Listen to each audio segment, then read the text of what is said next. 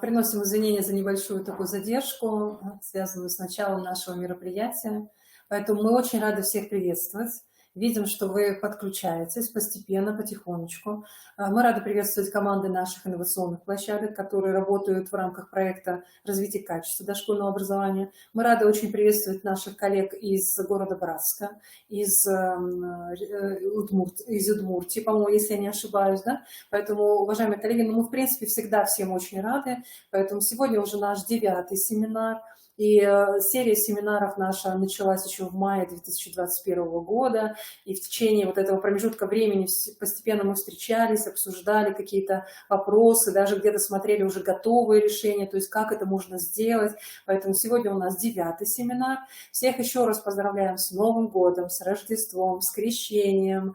Всего самого доброго и самого светлого каждому из вас, прошу прощения. Ну и пусть как бы вот та легкость, вот, которая в руках у девочки на картинке, она присутствует у вас во всем. В отношениях, в мыслях, в делах, в каких-то событиях. Поэтому пусть у вас всегда будет очень легко, спокойно, уютно и комфортно внутри вас.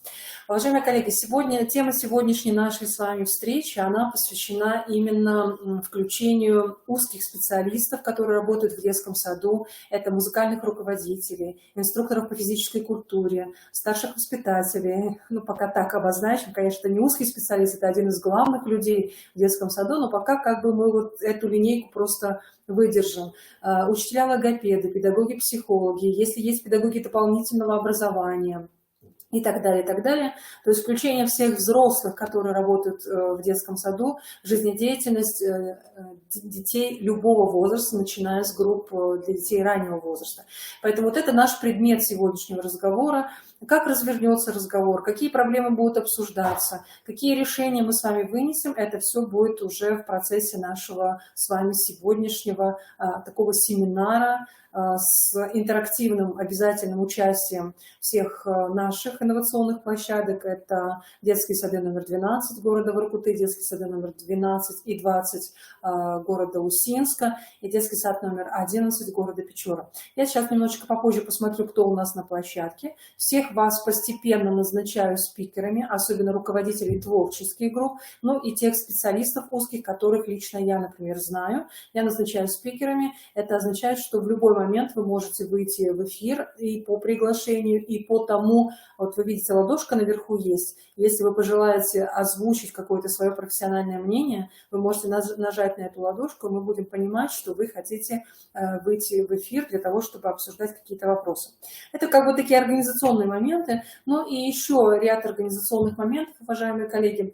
У нас с вами по предварительной договоренности с Мариной Владимировной, которую мы также Лебедевой, которую мы очень благодарим, потому что она в мае месяце откликнулась на нашу просьбу, она как бы предложила вот нам формат таких тематических семинаров, тематических встреч, и именно вот тематика этих семинаров, она постепенно как бы нами была реализована, и у нас в ранее запланированном остался еще один семинар. Он связан именно, сейчас не могу вспомнить точно его название, но он полностью был посвящен детской игре.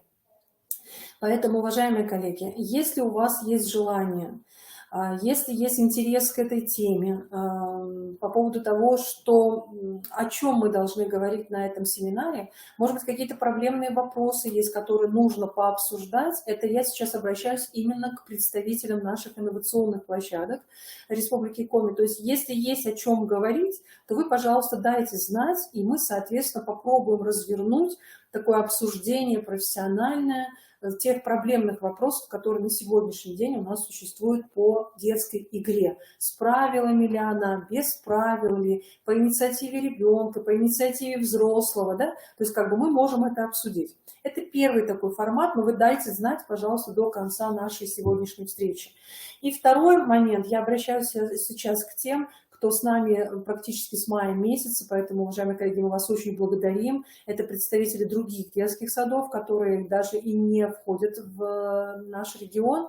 Если вам также нужен этот семинар, у нас есть уже неплохое содержание, именно которое мы можем показать по игре, по свободной игре детской, по длительной детской свободной игре, с поддержкой, с хорошей взрослого, то мы тоже можем это вам предложить. Поэтому вот такой вот как бы двухчастный, что ли, семинар, кому что нужно, потому что мы должны с вами решить, мы будем его проводить или не будем. Это дополнительный 10-й ранее запланированный семинар. Ну и второй вопрос, который мне бы тоже хотелось сейчас поднять изначально, это связано с перспективами вообще дальнейшей деятельности наших инновационных площадок. Поэтому то, что было озвучено на семинаре 14 января, мы с вами собирались, уважаемые коллеги. Я думаю, что те, кто не смог, вы смогли посмотреть запись. Вот хочется очень услышать вашего решения. То есть вы все-таки в течение этого года, чтобы и мы понимали, и как бы возлагать на вас надежды или не возлагать на вас надежды в этом отношении. Поэтому очень хочется услышать ответ на вопрос, как же мы будем работать в 2022 году именно в рамках той темы, которая заявлена у вас, темой вашего проекта. А она звучит и связана именно с развитием качества дошкольного образования. Поэтому нам надо понимать, какой инструментарий вы будете брать, как вы это будете делать. Поэтому, конечно, тоже хотелось бы услышать сегодня на этот ответ. Ну и еще один момент.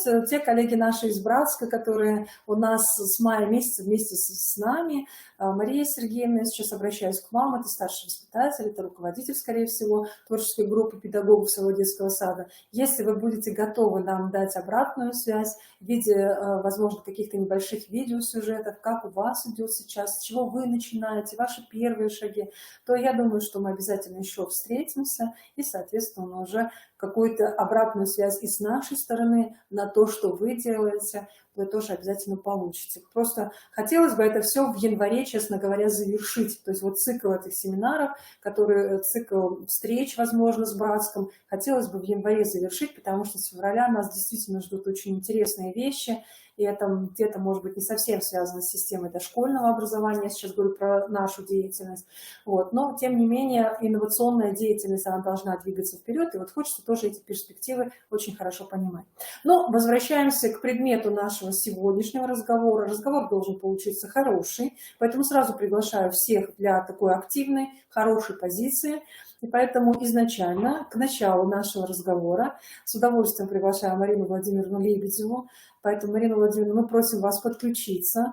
И, соответственно, весь тон разговора будет сейчас задавать именно Марина Владимировна. Да, еще раз добрый день, уже виделись, но еще раз, да, здравствуйте, приятно вас видеть. Мы вас тоже поздравляем, вчера был прекрасный праздник, крещение, поэтому пусть вот тот дух, который сейчас есть у вас, у нас, пусть он как-то вот подольше сохраняется. Поэтому, Марина Владимировна, ваши первые слова. Сейчас я посмотрю, кто наши коллеги есть, но я здесь видела, сейчас, секундочку, Марина Владимировна, в принципе, вы тоже можете посмотреть. Елена Сергеевна здесь, да, то есть 12 детский сад города Усинска здесь. Наталья Васильевна Баркалова, как руководитель творческой группы 20-го детского сада здесь. Мы проговариваем, кто может выходить в эфир, и они назначены уже спикерами. Дальше вот Ирина Владимировна Горячева, это у нас детский сад номер 11 Печора, тоже мы ее назначили спикером, они тоже могут выходить в эфир, говорит. Людмила Юрьевна, по-моему, Нестерович, тоже. Людмила Юрьевна, я думаю, что вы слышите, музыкальный руководитель, который принимает непосредственное участие в жизни группы, наверное, каждой группы детского сада. Поэтому, Людмила Юрьевна, если вы меня слышите, если вы отдельно от ваших коллег, напишите, пожалуйста, в чате, я вас сделаю тоже говорящим, чтобы вы могли выйти и озвучить свою профессиональную позицию как специалиста, который включается в жизнедеятельность групп. Ну вот, к сожалению, остальных как бы пока все.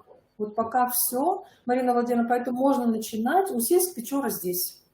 По поводу Воркуты пока не вижу, может быть, кто представители есть города Воркуты, или чуть-чуть попозже они будут. Поэтому, Марина Владимировна, все, я ухожу из эфира, можно начинать, пожалуйста, начинайте и приглашайте к разговору наших коллег. Спасибо. Спасибо. Коллеги дорогие, здравствуйте. Итак, мы в этом уже календарном году встречаемся снова. Я очень рада и присоединяюсь к словам и поздравлениям Татьяны Валерьяновны о том, что этот год должен принести нам больше радости, больше тепла, больше любви и больше, наверное, вдохновения. Вдохновения на те новые формы, те новые методы заручиться какими-то новыми мыслями, новыми идеями, новыми направлениями. И вот превращение, воплощение это все в жизнь, я думаю, что это будет хорошая как раз позиция для получения качества. Сегодня Татьяна Валерьяновна как раз сказала о том, что этот год и все-таки как таковой, таковая тема все-таки нас ориентирует именно на качество. Именно начать разговор по включению специалистов я хотела бы именно как раз вот с этого, с качества, с получения качества всей образовательной организации. Мы знаем, что у нас есть 5 уровней, да, и когда мы говорим о стремлении к базовому и базовому уровню, то мы все время говорим о создании некой системы в работе, системы во включении и системы в работе всех технологических процессов, не только в группах, но и в детском саду в целом. А что такое система? Система – это как раз цепочка, взаимосвязь, цикличность тех важных моментов в работе и жизнедеятельности всей образовательной организации, и в частности каждого в создании именно того благоприятного климата в коллективе для того, чтобы получилась действительно хорошая атмосфера и работа, которая дает нам удовлетворение, которая дает возможность детям с удовольствием идти в детский сад, которая развивает наших деток без применения каких-то очень больших затрат и усилий, с удовольствием, с легкостью, с качеством. И если уж мы говорим как раз о качестве, и если мы говорим все-таки о создании некой системы, которая у нас предполагает вот этот базовый уровень, и если мы говорим о стремлении к хорошему качеству, и тем более к превосходному качеству, то мы как раз вот и говорим здесь, что вот эта система дает возможность включения всех и вся. Мы все единое ядро, которое дает каждый в отдельности и все в целом свой тот определенный результат и вклад в качество, которое как раз и показывает результат работы нашей организации и, естественно, конечно, развитие наших деток и удовлетворенность тех заказчиков, то есть наших родителей, которые дают нам какие-то определенные направления, дают запросы и хотят от нас получить именно то из своего видения, что им хотелось бы больше всего для того, чтобы ребенок был успешен в дальнейшей жизни при переходе в школу. Ну и, конечно же, специалисты не должны быть оторваны от этого процесса. И если мы опять-таки вернемся к программе вдохновения, то мы не увидим там такого раздела, который был бы направлен исключительно на, даже рекомендательно, на работу и включение специалистов. Единственный в организационном отделе там небольшой раздел, который говорит о взаимодействии. О взаимодействии как получении эмоционального благополучия и о взаимодействии, которое бы говорило о том, что специалист выстраивает некую стратегию, некий план по работе непосредственно с группой, с педагогами и с детьми в целом. Но вот расписать даже рекомендательно, как видит эта программа, конечно, этого нет. И очень много вопросов в течение уже практически 2 лет со всех регионов Российской Федерации о том, как же осуществить вот это включение. Мы пытались с разных сторон. Самая важная сторона, которая предполагала с нашей позиции именно включение специалистов вот в этот вот единообразный такой вот большой процесс, это как раз, наверное, проектная деятельность, о которой мы с вами очень много говорили. Я, к большому сожалению, сейчас еще приболела немного, поэтому не успела сделать вам полностью методическую подборку по проектной деятельности. Мы с вами встречались и еще раз обсуждали, имеет ли место быть сама по себе проектная деятельность, что это такое и как она может быть. Мы встречались с представителями детского сада «Журавушки» города Красноярска, ну и выяснили, какие все-таки взгляды у Республики Башкортостан, у педагогов. Естественно, конечно, здесь сейчас у нас немножко другое видение на ту проектную деятельность, которая заявляется как тематическая. Если мы говорим о том, что тематика избирается на утреннем круге или детском совете, то это можно принять как есть, а можно идти совершенно другим путем. Нужно ли это или не нужно? Выберет кто-то из ваших педагогов этот путь или не выберет? Я думаю, что решать каждой образовательной организации, каждой команде, вот в частности. Я думаю, что и включение педагогов как таковое именно вот в этот процесс мы видели единственно возможным. Когда мы вернемся еще раз и вспомним все-таки всю структуру программы и все разделы, которые нам преподносит целиком программа как структурный объект, и те технологии, о которых мы с вами уже говорили. Это и технология наблюдения, это и мониторинг, это и технология проведения утреннего круга детского совета, это все образовательный процесс и другие технологии, о которых мы с вами как раз очень много говорили, они остались почему-то без особого внимания наших узких специалистов. И вот первый вопрос, который хотелось бы, наверное, рассмотреть, это какова все-таки роль. Вот как узкий специалист видит свою роль в жизни группы, каждой группы детского сада, не только реализовывая свою адаптивную программу, свою программу, свой план, который они пишут и которые реализовывают в каждой группе, а именно по взаимодействию, именно потому, насколько этот узкий специалист важно включен в жизнь группы. Нужно ли ему включаться и в какой мере? Может ли он включаться и в какой мере? Вот здесь как раз мы об этом обсуждали в Усинске и продолжали эту тему в Печоре. И в Печоре мы как раз, и в Усинске мы посмотрели инструктора по физической культуре, а в Печоре мы посмотрели как раз Людмилу Юрьевну, которая показала нам свою работу, свое видение на то, как она включается в жизнь группы, именно в проект группы, в проектную деятельность, и это был проект «Пираты».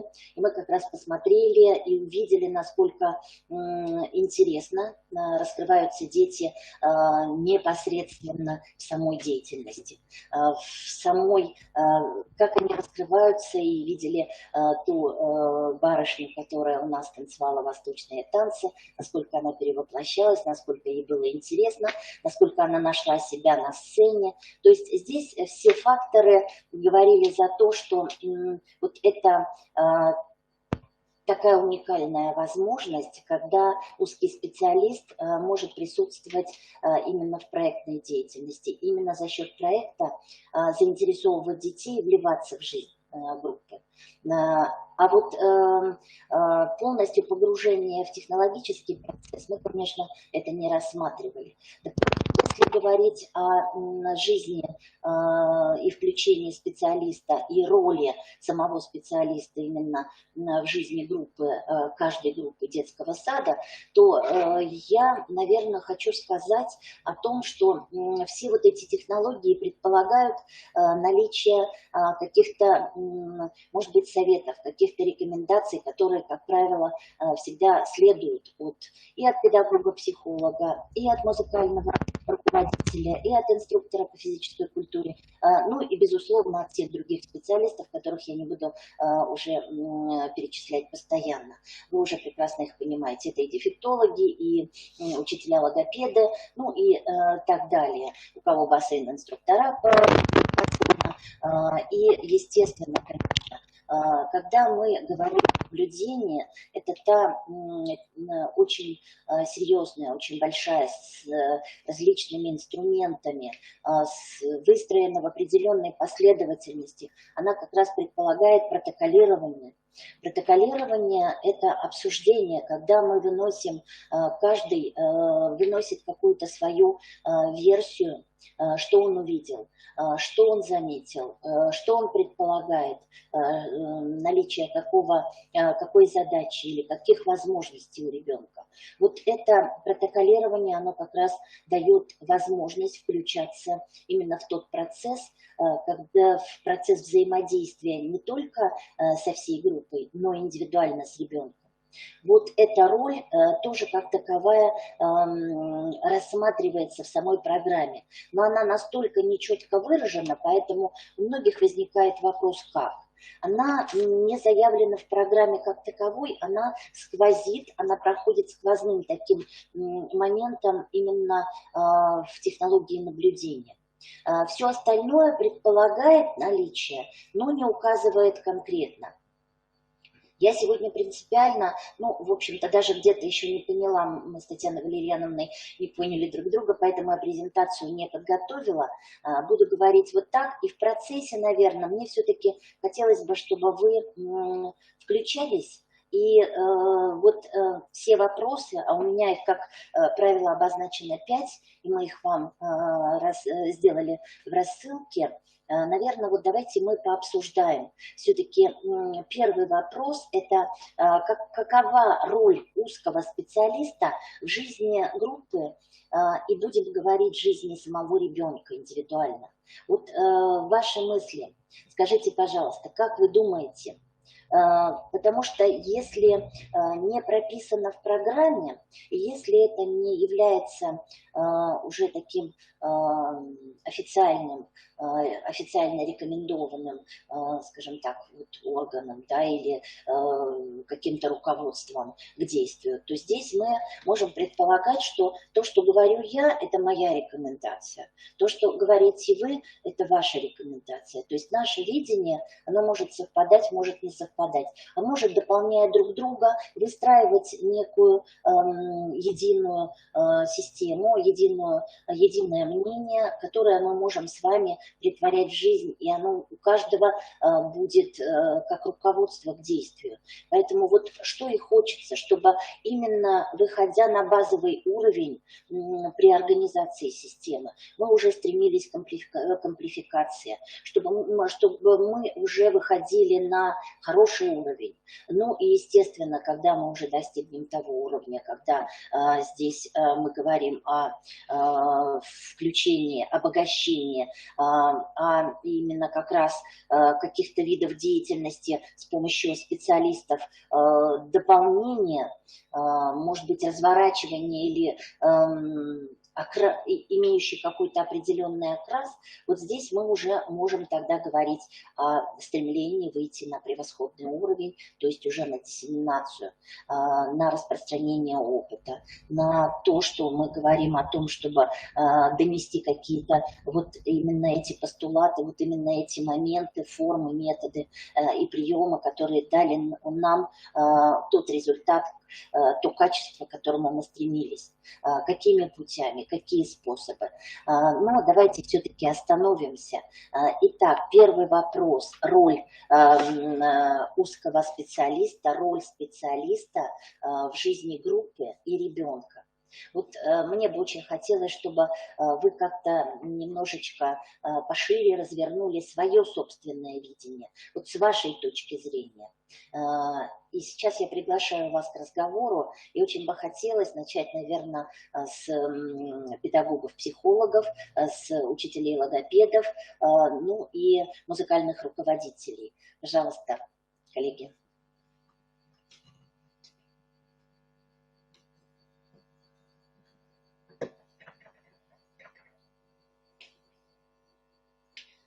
Я здесь вижу, здесь есть вот Елена Сергеевна. Рада вас видеть. Здравствуйте. Здравствуйте, с праздниками со всеми вас. Здравствуйте. Вас тоже с праздниками. Здравствуйте, коллеги. Ну, уж коль речь зашла о педагогах-психологах, то, наверное, это те специалисты, которые, скажем так, отвечают за благополучие детей в детском саду.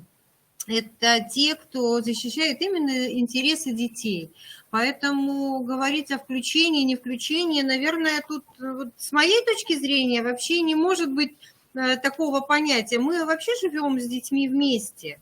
И я не представляю, как это может педагог-психолог не знать чего-то о детях, которые ходят в этот детский сад, с которыми он проживает всю свою жизнь практически. Поэтому как я вижу свою роль в жизни каждой группы? Ну, наверное, я просто живу, я проживаю жизнь вместе с каждым ребенком, который приходит к нам в детский сад. И, наверное, не только я. То же самое можно сказать и, допустим, о нашем старшем воспитателе, о нашей заведующей. Пусть они, может быть, не знают некоторых нюансов и тонкостей, поскольку они чуть меньше общаются с детьми. Но, тем не менее, мы на самом деле знаем каждого ребенка и знаем все тонкости и нюансы общения, знаем его интересы, знаем все то, что происходит в их жизни, ну, большой или маленькой, то есть то, что происходит внутри детского сада и то, что происходит за пределами детского сада. Вот в этом как бы я вижу свое включение в жизнь не только группы, но и в жизнь каждого ребенка. Но вы абсолютно правы в том, что у каждой группы существует такой вот микроклимат, маленький коллективчик, который живет своими общими интересами.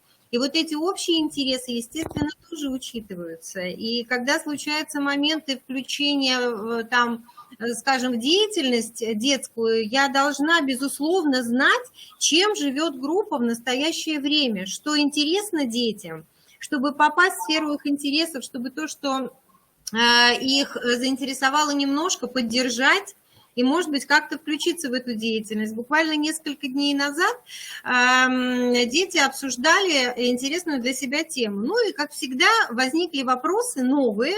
Это подготовительная группа, возникли новые вопросы, ответы на которые нужно еще найти. То есть то, чего они еще не знают в этой теме. Ну и, естественно, педагог им задает вопрос, а где мы можем это узнать? Ну, это стандартно, да, это всегда, чтобы натолкнуть детей на мысли, чтобы они пошли дальше раскрывать эту тему. И первый же ответ на вопрос, который я прочитала потом, от Меры было написано «Узнать у Елены Сергеевны». Ну, то есть они знают, что если что-то нужно найти, если какие-то сомнения у них не получилось у самих там с помощью Алисы в интернете разузнать, они всегда могут прийти ко мне, и мы с ними вместе найдем ответ на вопрос. Это жизнь и интересы конкретно этой группы, да. Когда я прихожу к малышам, они, естественно, меня берут за руку и ведут, показывают то, что им сейчас интересно, или они пытаются вовлечь меня в свою игру.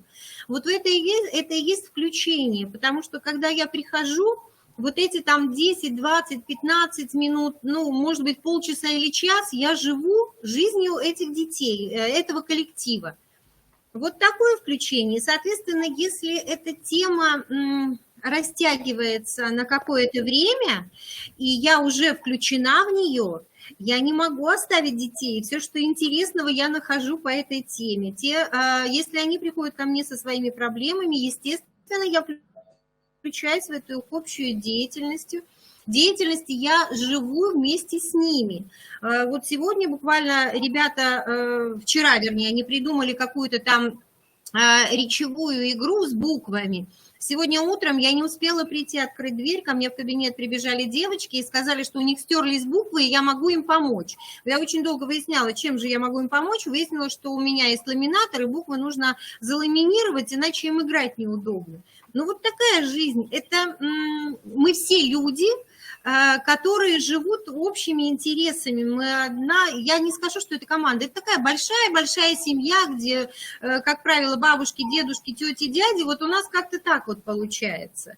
Мы все объединены какими-то общими интересами, темами, которые нас могут заинтересовать на короткий срок.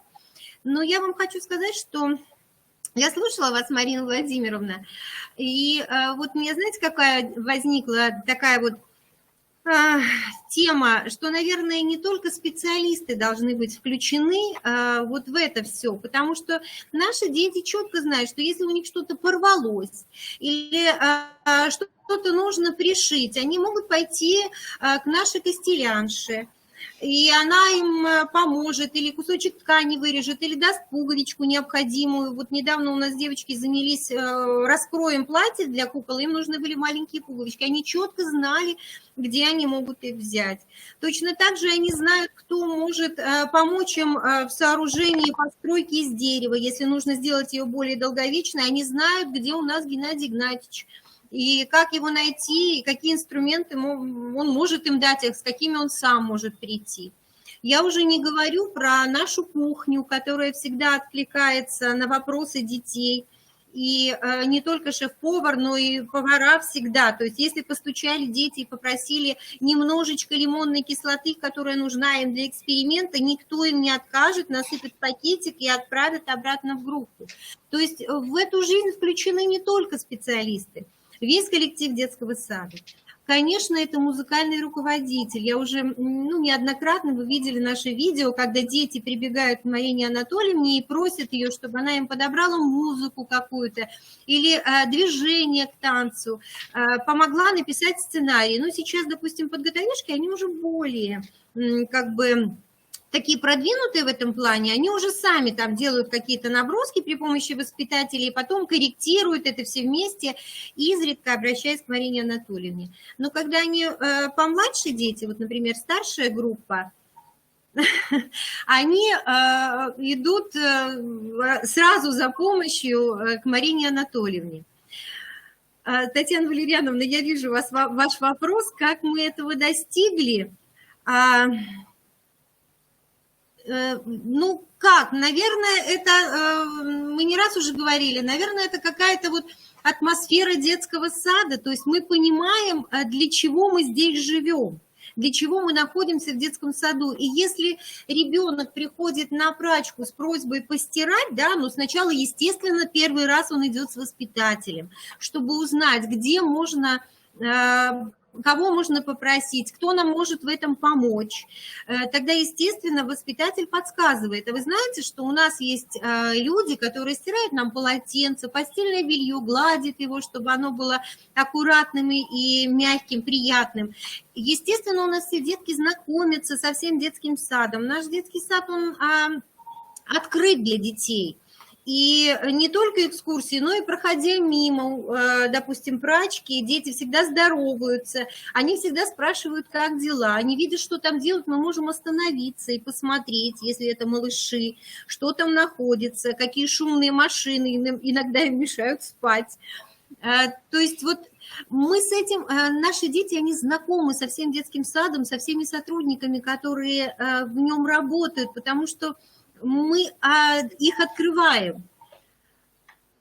Я не знаю, говорилось или не говорилось. Наверное, да, наверное, с кем-то мы говорили в детском саду о том, что нужно помогать детям. Но, если честно, у нас никто никогда не приходил даже в замешательство от таких просьб.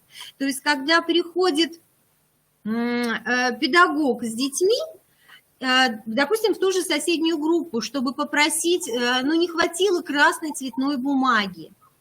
А есть дети смелые, которые могут сразу прийти в соседнюю группу попросить, а есть дети, которые просят поддержки. И когда они заходят в соседнюю группу, никто никогда пока еще не отказывал. То есть мы приходим, мы здороваемся, мы просим, скажите, пожалуйста, у вас есть цветная бумага красная, нам не хватило.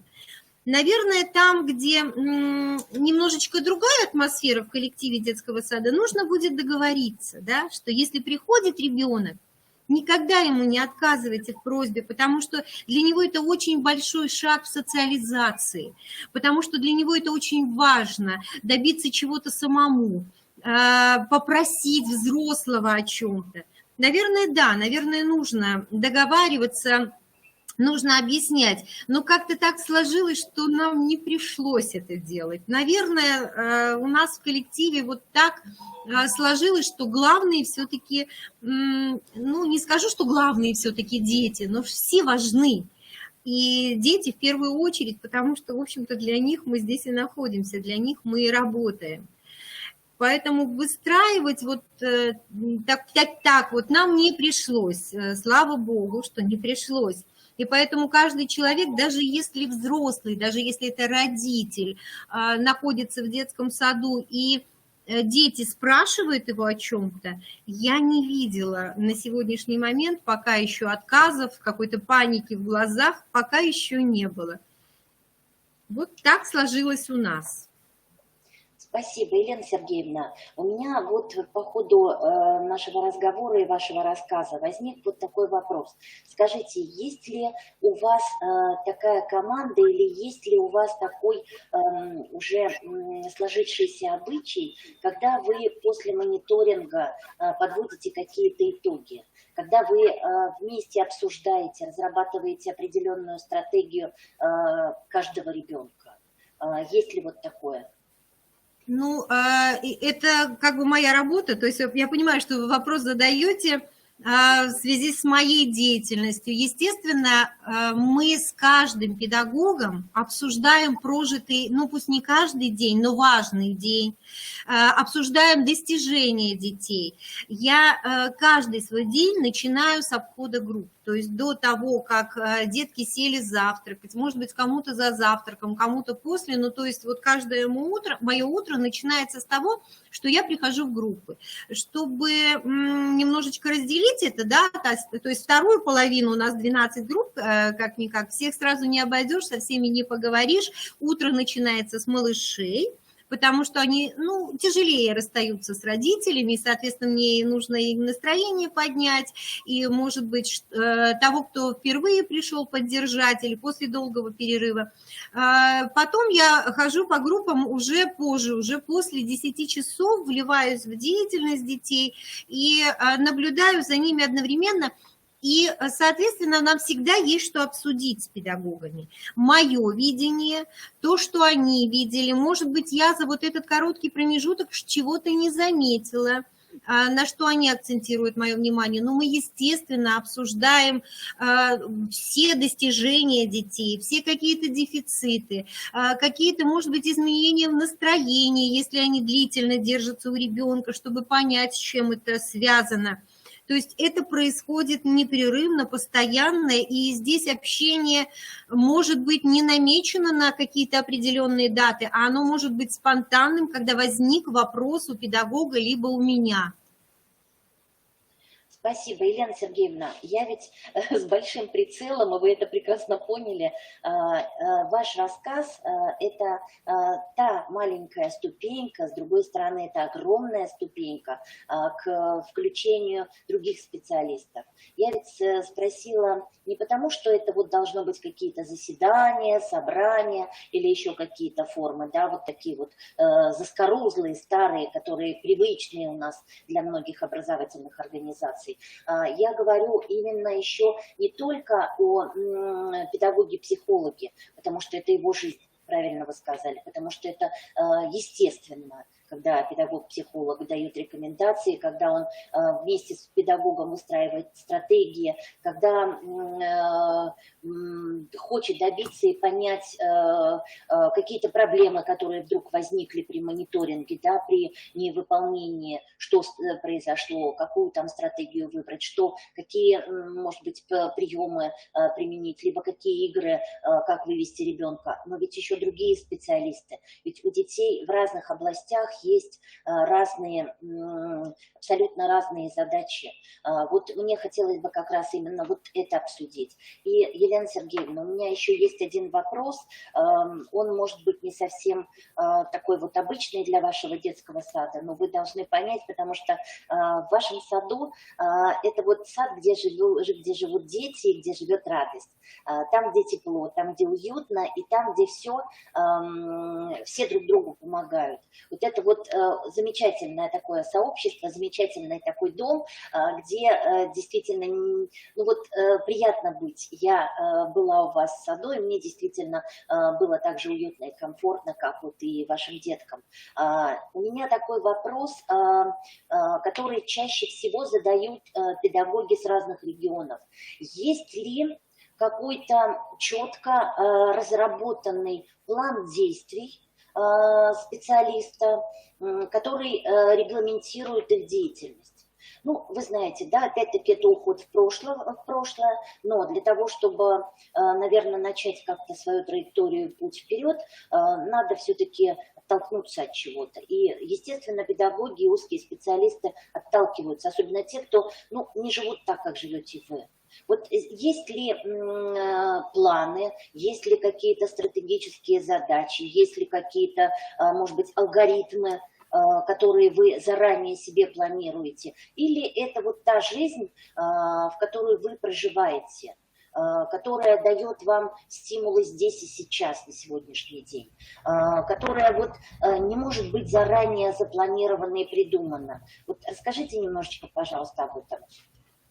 Ну, на самом деле, Марина Владимировна абсолютно правильно, но по отношению к нашему детскому саду очень сложно отвечать на этот вопрос, потому что если мы говорим о том, что мы отталкиваемся от интересов, от сегодняшнего дня, от сегодняшних достижений ребенка, то говорить о планах тут как-то, ну, по меньшей мере, неуместно. Ну, как можно запланировать тот момент, когда ребенка заинтересует игра на барабанах, например, да, вот если я говорю про Марину Анатольевну нашу. Как можно запланировать тот момент, когда ребенку станет что-то интересно?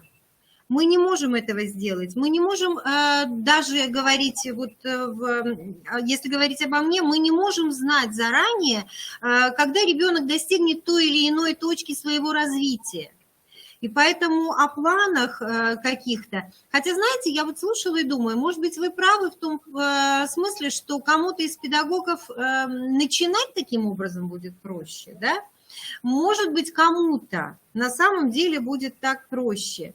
Но здесь мы говорим тогда о том, как педагогу сдвинуть себя с какой-то определенной точки, сделать какие-то шаги навстречу.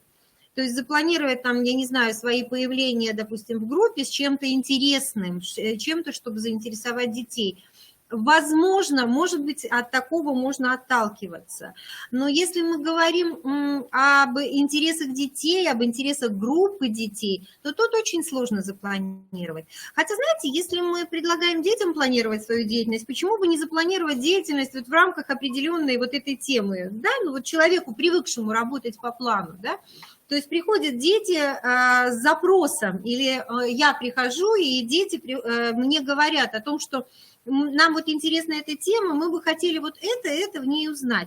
Я ведь могу запланировать свою деятельность в рамках этой темы, свою. Но вот деятельность по отношению к детям здесь уже это просто невозможно, я так думаю. Спасибо, Елена Сергеевна. Ну, просто вот исчерпывающий, скажем так, ответ, который удовлетворит, наверное, многих. Но, с другой стороны, мне бы очень хотелось, конечно, чтобы все прекрасно понимали, что вот мы не ориентируемся порой, и особенно в программе вдохновения, на выписывание каких-то алгоритмов и каких-то четких установок, поэтапных установок. Может быть, глобально в течение года мы можем там себе предположить какие-то веховые события, событийность какую-то. Но вот отталкиваться все-таки от момента, от желания, от возможностей детей, от их интереса, вот это очень важно понимать. Я вижу, Татьяна Валерьяновна подключилась к разговору. Татьяна Валерьяновна. Да-да-да, я просто хочу задать, ну, вместе с вами тоже порассуждать, потому что понятно, что детская инициатива, детские интересы, да, здесь мы не можем ничего запланировать. Вот тут коллега еще, вот Ирина сейчас только что написала, что как бы узкие специалисты, они как раз обогащают, да, содержанием, общением, ну, то есть некие такие формы, которые изначально, ну, так сказать, присутствуют. Я немножко хочу о другом. Елена Сергеевна, я хочу, знаете, вот что уточнить. Вот смотрите, у нас в практике, в массовой практике, ну, я думаю, что у вас тоже это пока так, честно говоря, не знаю, не уверена, но думаю, что это пока так. у нас как бы работают, возьмем музыкального руководителя, да, возьмем там инструктора по физической культуре, возьмем как бы всех других узких специалистов. Ну, вас не беру, потому что вы исключение, педагог-психолог, который постоянно живет вместе со всеми, кто находится в детском саду. Это у вас такая профессиональная позиция, миссия, она очень правильная, она очень нужная. Сейчас немножко о другом.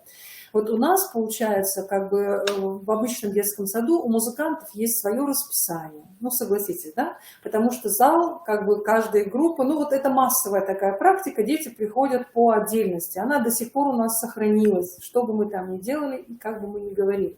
Есть физкультурный зал, то же самое. То есть дети расходятся, я просто к чему? Дети расходятся к специалистам. И сегодня, на сегодняшний день, как бы сложность ведь в том, что специалисты, то есть музыкальные руководители, инструкторы и так далее, они все равно живут по своему содержанию. Вот хоть что вы делаете, да, у них вот именно это такое содержательные аспекты, связанные, например, если это музыкальный руководитель, то со своим каким-то программным содержанием под любую тему. Там, если это инструктор по физкультуре, у него тоже свое содержание. Вот в массовой практике это до сих пор так. Скажите, пожалуйста, ваше профессиональное мнение, как это переломить? Одна линия понятна. Мы предложим музыкальным руководителям приходить в группы. Это как бы понятно, да? К малышам, например, они будут приходить, физруки те же самые, музыканты, например, группа раннего возраста, петь, танцевать, плясать, детей укладывать спать, там, оформлять музыкально различные там процессы режимные. Это понятно. Логопеды тоже вроде понятно, заходят в группы, включаются в какую-то детскую деятельность и так далее, и так далее. Эта вся линейка, она понятна, не у всех она получается, но она уже есть, она уже как бы приживается потихоньку. Сложно, но приживается. Как быть с другой стороной, когда дети ходят в зал по расписанию и по тому содержанию, которое предлагает им взрослый? Вот хоть что бы мы ни говорили, интересы, не интересы, все равно идет свое. Если у физрука мяч, она будет заниматься мячом, потому что там навыки формируются определенные. Вот как с этим быть? Очень сложно, Татьяна Валерьяновна, но правда, я об этом думала, между прочим, хорошо, что вы задали этот вопрос, потому что тут надо на самом деле рассуждать. Я об этом думаю уже неделю. Потому что, правда, для того, чтобы все дети смогли прийти в музыкальный зал, чтобы они все удовлетворили вот это свое желание там, двигаться под музыку и так далее, да, составляется расписание, и никуда от него порой не денешься. Мы пытаемся лавировать немножечко, да, то бишь раньше мы могли объединить разные группы, сейчас это гораздо сложнее, объединять группы вообще нельзя, но вот мы пытались лавировать, мы объединяли группы детей, мы как-то опирались на их интересы в этом смысле. Сейчас это очень сложно. Я думаю, что на самом деле пока ответа на этот вопрос вот в нынешней обстановке мы не можем найти. Потому что то, что мы пытались сделать, нам вот как-то сейчас это очень сложно. Что-то новое для себя мы пока не придумали. То есть если у нас дети, вы сами знаете, и мы это показывали, рассказывали, если спортивным залом наши дети пользовались из всех групп, собирались в любые удобное для них время, когда он был свободен утром, днем, вечером, мы просто оставляли там одного педагога, который следил за безопасностью детей, то сейчас мы даже этого себе не можем позволить. Поэтому фантазии наши, конечно, как-то в эту сторону двигаются, но реально воплотить и все проверить мы пока еще не можем.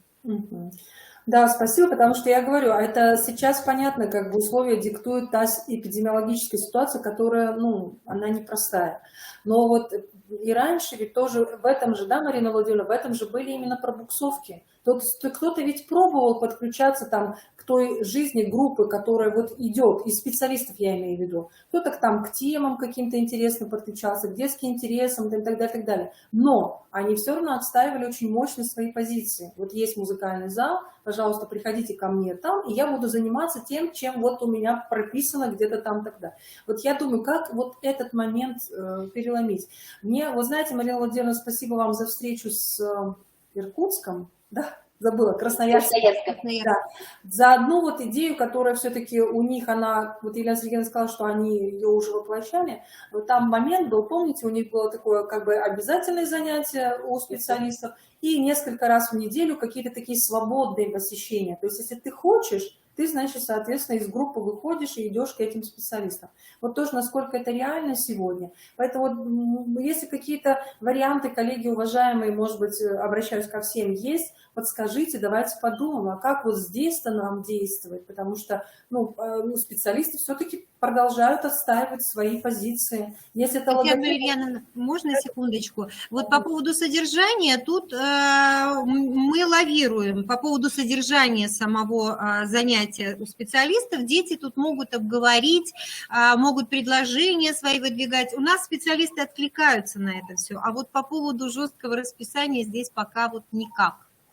Так вот, в том-то и дело, Елена Сергеевна, потому что если мы говорим, вот как вы говорите, что вы свободно ходите по группам, да, вы же сейчас только что говорили, свободно ходите, свободно, вот эта линия очень хорошая, там с детьми общаетесь, обсуждаете какие-то моменты, связанные с их деятельностью. И мне очень понравилось то, что вы практически с каждым педагогом, надеюсь, это правда, да, что вы с каждым педагогом практически обговариваете каждый день, каждую смену, что получилось, что не... Это вообще отличный момент вот, именно педагогической профессиональной рефлексии. Я думаю, что Марина Владимировна тоже подтвердит, да, сейчас вот линейка ведь какая? Человек работает, анализирует, думает, как сделать иначе. То есть профессиональное это развитие.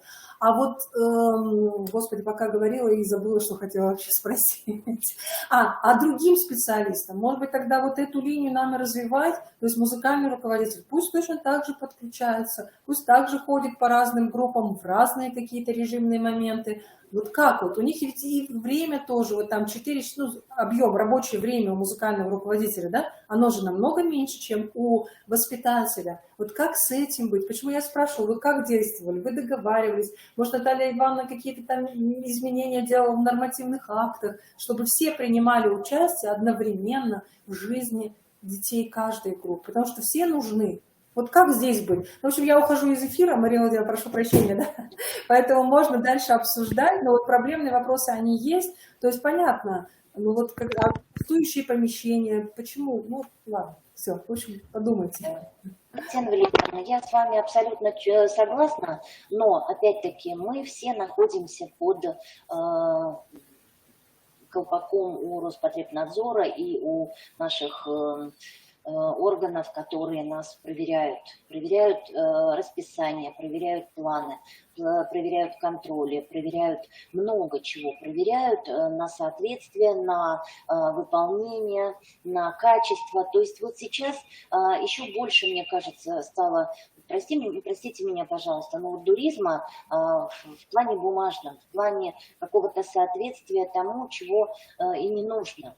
И когда мы говорим о расписании на залах, о том, что мы привязаны к этим расписаниям, о том, что мы четко следуем этому расписанию и не можем никак вообще ни сдвинуть, ни подвинуть, потому что мы должны вроде как и родителям сказать, что сегодня у нас по расписанию музыкальное занятие. Но если дети не захотели пойти сегодня на музыкальное, а они сегодня хотят заниматься физкультурой либо каким-то другим видом деятельности, либо у них такой разворачивается интересная игра или проект, когда они полностью погружены и вживаются. Вот это вопрос, как предтеча был к тому вопросу, который я задала Елене Сергеевне по поводу плана, по поводу именно как раз прогнозов на перспективу, на то, как планируется вот свой вид деятельности.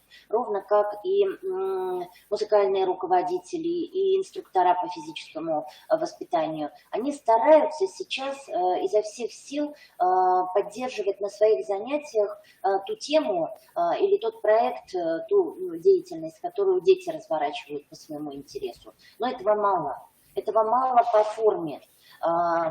И по содержанию в том числе. Правильно Татьяна Валерьяновна сказала, что все равно в первую очередь решаются все задачи. Основные движения, но и остальное, слушание, пение, ну и другие все задачи. А нельзя ли каким-то образом это все переложить на какие-то другие часы, на какую-то другую деятельность образовательную в процессе? Вот в чем вопрос. Вот в чем, может быть, даже та революция, которая может быть в образовательной организации. Коллеги, откликнитесь, пожалуйста, вот музыкальные руководители, учителя логопеды, инструктора по физическому воспитанию, пожалуйста, на наш разговор, ваше видение? Вот как вы думаете, вот какова все-таки ваша роль, ваша позиция и возможности? Вот самое главное, возможности в вашей организации, насколько это возможно. Я вот видела процесс в 20-м детском саду Усинска, я видела процесс в Печоре в 11-м детском саду, я видела, ну, правда, онлайн в Воркуте в детском саду 12. Вот, коллеги, у вас вроде бы все неплохо получается. Но вот скажите, пожалуйста, как все-таки вы развиваете, как вы все-таки углубляете свою работу, свое видение именно по взаимодействию с детьми, по индивидуальной работе с детьми? Опять ли вот по своему собственному плану вы планируете и занимаетесь с детьми? Или это тот живой процесс, о котором сегодня нам рассказала Елена Сергеевна? Здесь и сейчас, по необходимости, по потребности, по возможности, по инициативе, которая развертывается здесь и сейчас. Коллеги, вот очень хотелось бы вас услышать.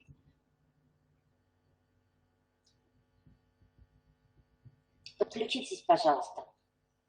Очень бы хотелось услышать Людмилу Юрьевну Нестерович.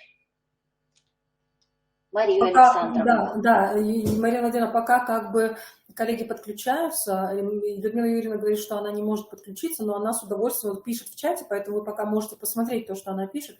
Я хочу, конечно же, вас поддержать, потому что если мы говорим о том, что мы в детском саду ориентируемся на ребенка, на понимание ребенка, то здесь надо, вот Елена Сергеевна абсолютно правильно сказала, здесь нужно держать только линию, когда все взрослые для ребенка. И они должны уже, вот именно ключевое слово «должны», не могут, а должны. Они должны понимать, что если есть какая-то инициатива индивидуальная, групповая, да, ведь, Марина Владимировна, любой взрослый, он обязан ее поддержать. И это уже формат взрослого думать, как это можно сделать. Поэтому вот Елена Сергеевна, пока, когда ее спрашиваешь, как, она вот говорит то, что у них как практикуется в детском саду, то, что дети знают, что в любой момент можно обратиться, да, и так далее, и так далее. Поэтому вот эту линию надо как-то обязательно инновационным площадкам держать.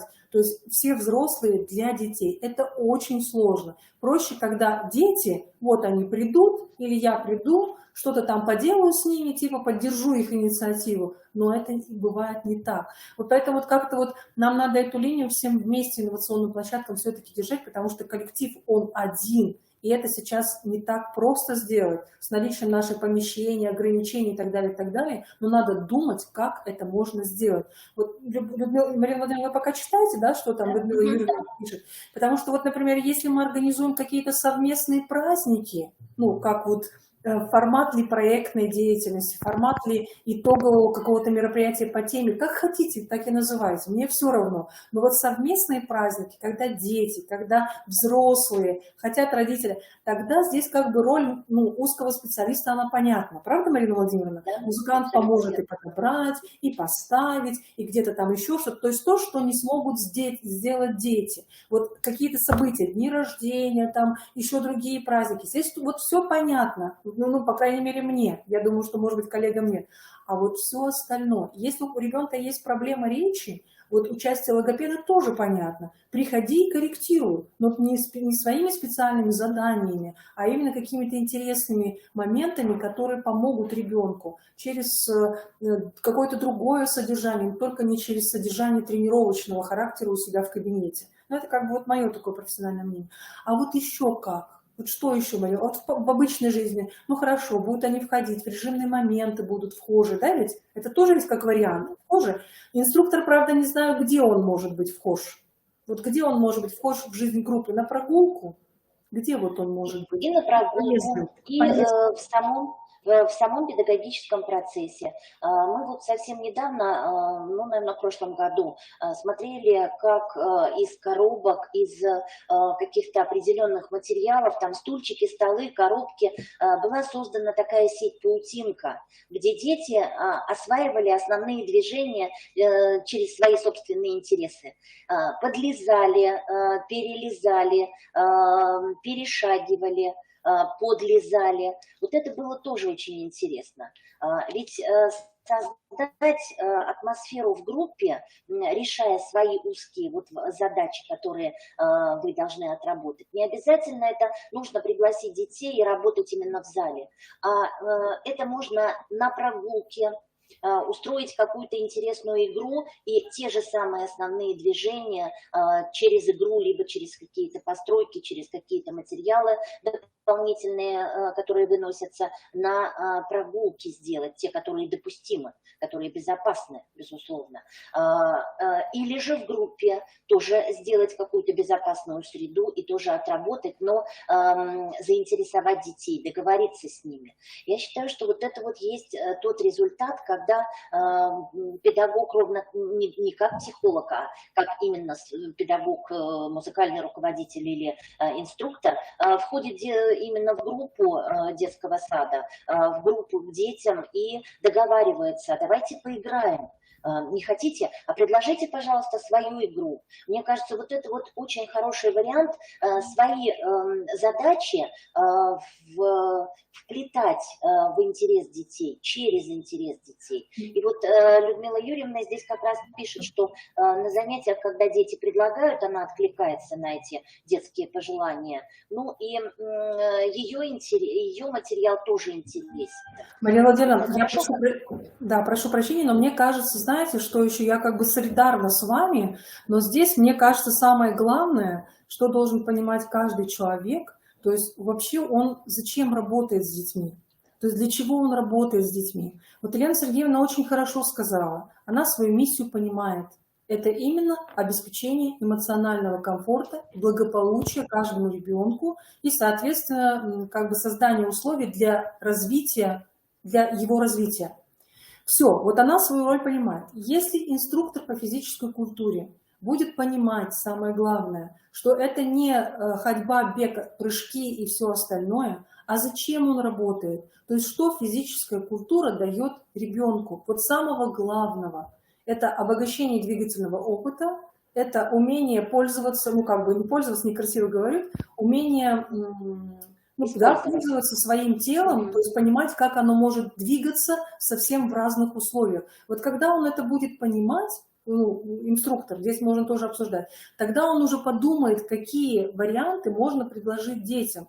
И если он придет на прогулку, он не сам предложит, ваш вариант пусть, да, но он ведь может и детей сподвигнуть на то, просто дав им какое-то двигательное задание. Например, там как что-то, не знаю, какую цепочку нужно сделать. А музыкальный руководитель, то он зачем работает в детском саду? Он же не работает для того, чтобы там развивать музыкальный слух у детей.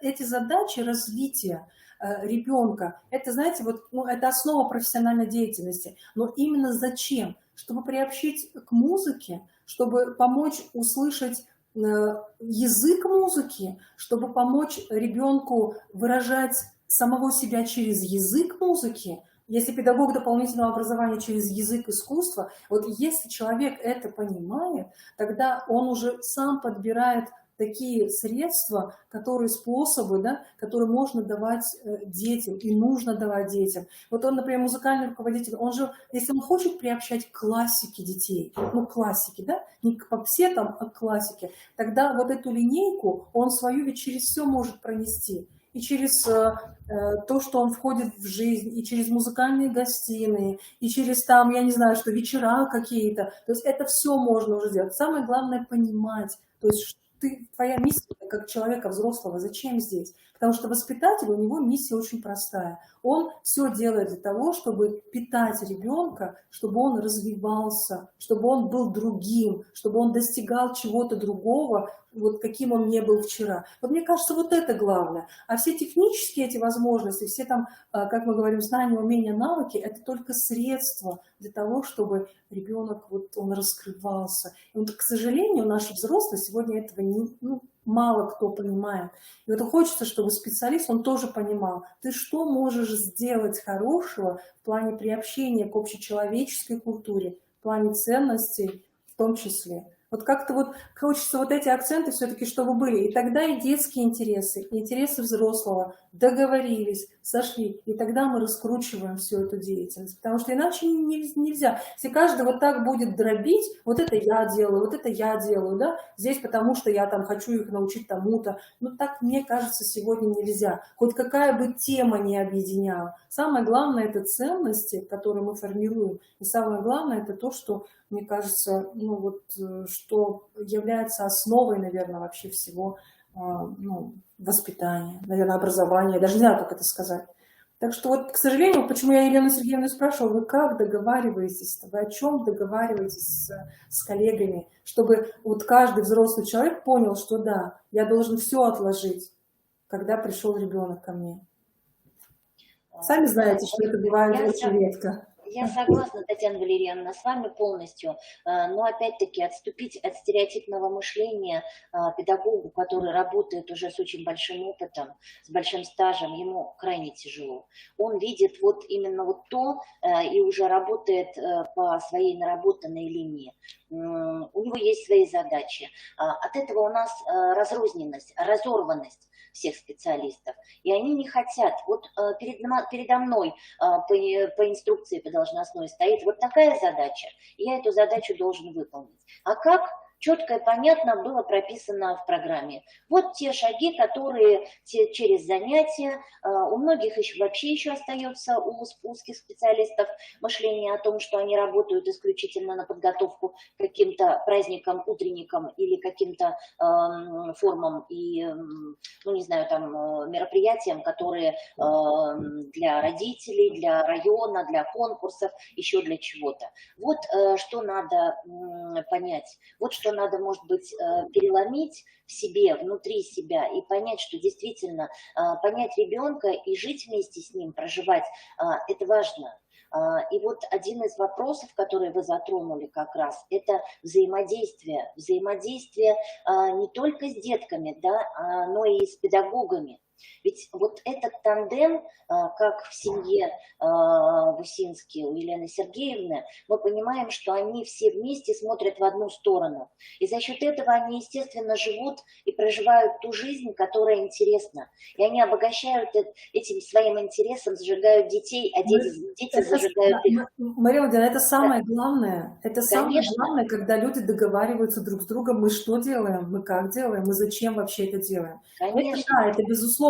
Но, смотрите, Марина Сергеевна, здесь вот я немножечко вернусь назад, да, к тому, о чем вы говорили. Смотрите, у нас как бы первое решение, да, очень хорошее, мы с вами его проговорили, это для тех, кто у нас, коллеги, вот только начинают, и вообще для наших тоже. То есть специалисты вхожи в группы в любой момент, в любой режимный процесс, с тем, что они хорошего, доброго могут дать детям. Музыкант может спеть, может с ними, ну вообще лучше, конечно, акапельно, сразу говорю, музыкальные руководители, те люди, которые поют, может быть, что-то послушать с ними, ну и так далее. Потом второе решение, вы очень хорошо сейчас опять подсказали, это когда мы готовим вместе какие-то хорошие события или праздники, да, вот это для музыкантов, то есть совместная подготовка праздников, подготовка именно с детьми, с воспитателями, с детьми, составление совместных сценариев, продумывание декораций, да, там и так далее, продумывание там, ну что-то. Это вот хороший такой момент, как предложение может быть. Инструктор, ну, пожалуйста, есть физкультурные праздники, есть физкультурные досуги, есть физкультурные развлечения. Можно ведь с этого начать, то есть совместно продумать. Хотите, можем продумать у нас по двигательному режиму, если что, хотите, можно продумать варианты утренней гимнастики совместной, пожалуйста, можно сделать, можно вообще от нее отказаться, заменить какой-то музыкальной разминкой, а можно вообще от этого отказаться. То есть здесь как бы такие варианты. Хорошо, логопед просто вхож в жизнь группы и все, да? У них же совместных мероприятий никаких нету с детьми, таких вот. Ну как же нет совместных мероприятий? Когда группа и в группе есть детки с нарушениями речи, то, естественно, при подготовке к любому мероприятию, к событию, к празднику, к любому, там, я не знаю, конкурсу, в первую очередь учитель логопед смотрит речь. Он смотрит, как ребенок читает, То есть вот дает через какие-то, может быть, я не знаю, песенки, стишки или какие-то события, либо какие-то, вот, может быть, интересные формы, договариваясь с ребенком, какая интересная игра с языком, с чем-то. Ну вот они же тоже включены. Ну да, здесь надо подумать, да, то есть логопед Конечно. просто как поддержка или просто как участник совместного составления сценария и так далее. То есть я вот хочу, наверное, думаю, Марина Владимировна, вы меня поддержите. Я хочу, что, уважаемые коллеги, понять, что роль каждого из вас, она очень важная. Очень важно. Вот нет таких, знаете, вот кто-то на там второстепенных ролях, кто-то на главных. Каждый из нас это равноправный участник всего того, что происходит в детском саду. Правильно, Марина Владимировна? По сути, и родители тоже. Мы все вместе решаем, какая жизнь будет идти и течь в детском саду. Поэтому здесь надо изначально обо всем договориться.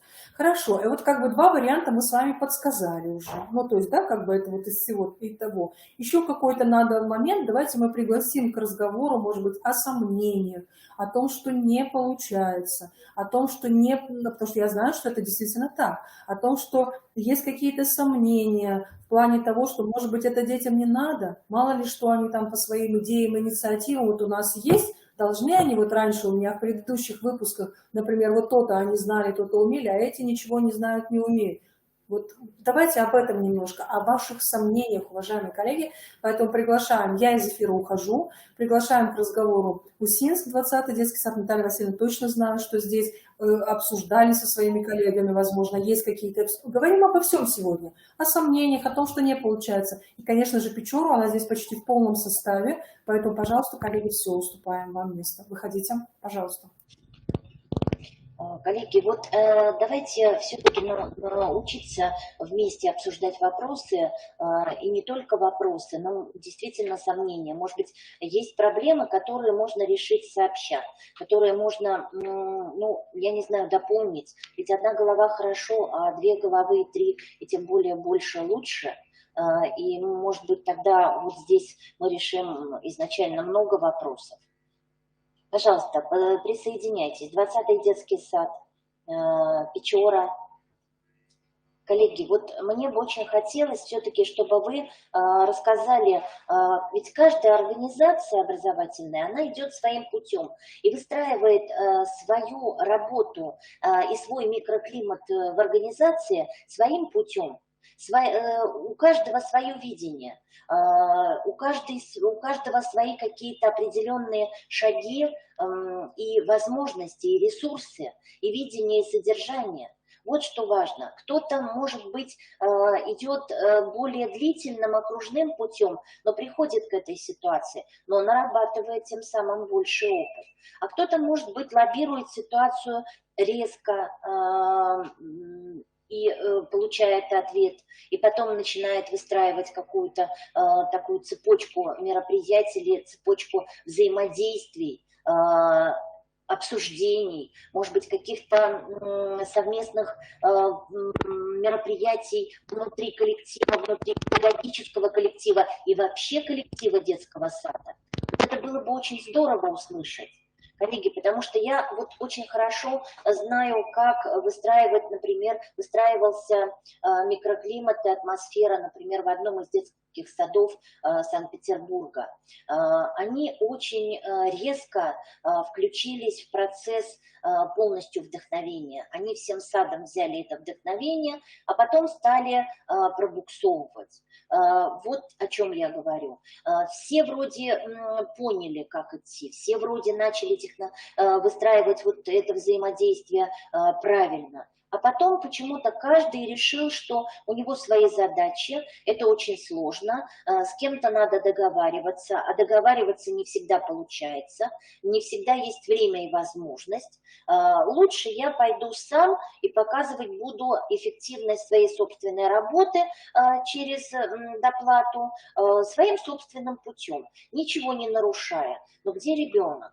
Вот здесь вопрос тогда, как в коллективе выстраивать именно, в организации выстраивать именно вот тот микроклимат, ту строить систему, когда мы все повернуты в одну сторону, в сторону ребенка.